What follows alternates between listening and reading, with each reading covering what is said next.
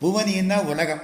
புவனியில் போய் பிறவாமையில், உலகத்திலே பிறக்காத காரணத்தினால் நாள் நாம் போக்குகின்றோம். ஆற்ற நாள் போக்கிவிட்டோம்.